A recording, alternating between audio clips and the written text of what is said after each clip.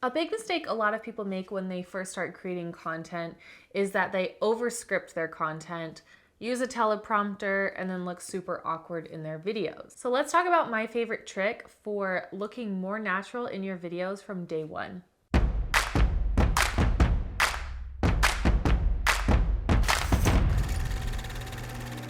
We did a poll recently in a local business group, and the number one reason that people weren't marketing their business with video is because they didn't want to be on camera. It's intimidating, right?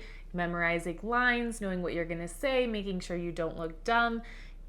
It's like you don't want to be embarrassed. It's scary having people behind the camera staring at you, smiling at you as you're delivering lines to this little black lens that doesn't give you any sort of anything back. So of course people are like, I don't know if I want to be on camera. There are a lot of ways that we love helping make our clients feel more comfortable on camera. It's something that we really, really pride ourselves on. We're not great at everything. Sales, for example, we're not great at sales, but we are really, really good at making people feel comfortable when they're on camera. It's something every single client we've ever worked with has said to us. It's really, really important for us to help make sure that we portray the client in their very best light and come into a situation that is pretty intimidating and leave the day going, hey, that was actually pretty fun, because this should be fun.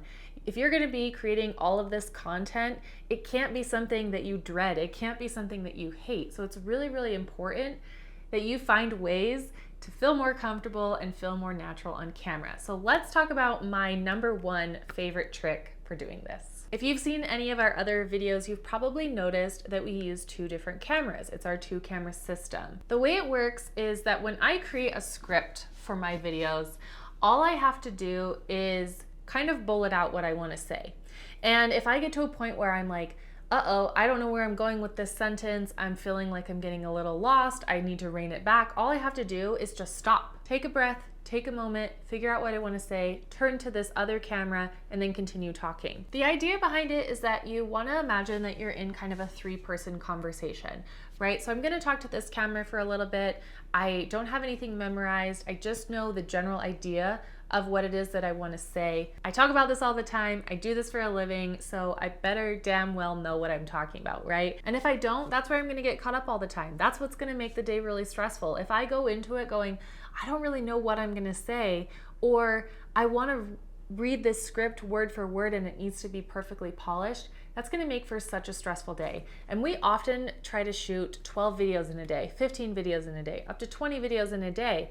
And if I'm constantly stressed the whole day, it's going to be miserable. I'm going to do this one time and then I'm never going to do it again, which is not going to bring me any success on any social platform, right? I can't just make 12 videos, put them out there and make millions of dollars. It just doesn't work like that. Besides the fact that it's going to make for a much less stressful day, it's also going to sound much more natural. If you're not reading from a prompter, no matter how good you are on camera, it's always really pretty clear when somebody's reading from a prompter. Either their eyes aren't looking directly at that lens, they're kind of like looking over to the side, they're reading, or like people just aren't as good as they think at reading words and trying to make them sound like they're not reading. Some of the best of YouTubers that I've worked with, whenever they were reading something, it was so clear that they were reading something. People talk differently when they're reading something than when they're saying something. The way that you would write something is going to be different than how you would say it. So even if you're not using a teleprompter, if you're like, okay, here's my lines, all right, that sounds really beautiful, and you go to say it, it might not sound super natural when it's coming out. Are there certain parts of my video that I script more than others? Absolutely. But I still allow myself some freedom to sort of improv through those parts. I like to write them out a little bit more because I really want to make sure I convey that point, but I still don't ever read it word for word. The next reason it's a lot more natural to do it this way is that, let's say that you're trying to read a script and you can't get that sentence out or you can't get that phrase out. So you keep saying it over and over and over. You're not using a teleprompter, but you're just redoing that constantly. It's going to become less and less and less natural the more that you do it. Have you ever said a word so many times in a row that it just doesn't really sound like a word anymore, right? You're like umbrella, umbrella, umbrella, umbrella, umbrella. And you get to a point where you're like, umbrella, like that, is that even a word? Like it starts to sound really weird. That's how you're going to start sounding if you keep repeating lines over and over and over again.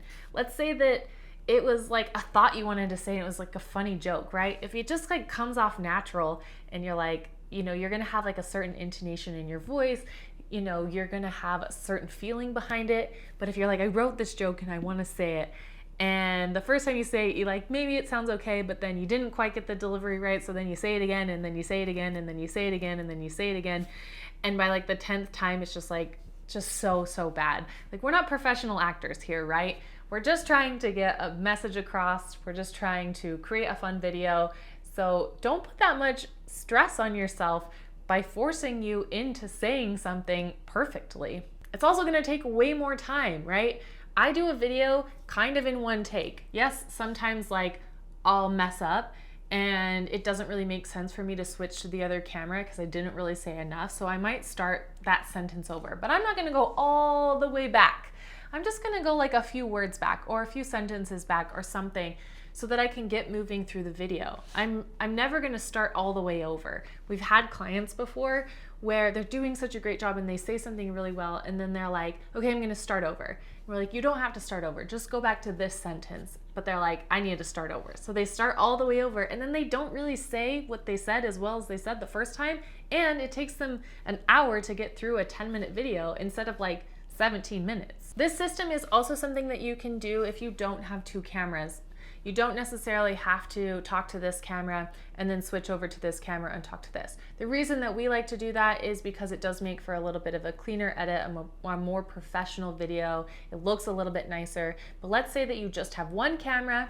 This is your one camera and you only want to talk to it, but you want to be able to still use the same system. You're going to do something very similar. Just make sure that when you mess up and you start back over, that you start like a clean sentence. You're not going to start like in the middle of a phrase. Another thing to think about, either system, whether you're doing it with two cameras or you're doing it with just one, is that when you mess up, stop for a second, gather your thoughts, and then make sure that you look up and you look right into the lens and pause for a second before you start. A lot of times what people will do is they'll mess up and then they'll look down at their notes and then they start saying the next line before they've started looking up again. And so you'll end up with this really weird jump cut where you're facing the camera and then your head's down as you start talking.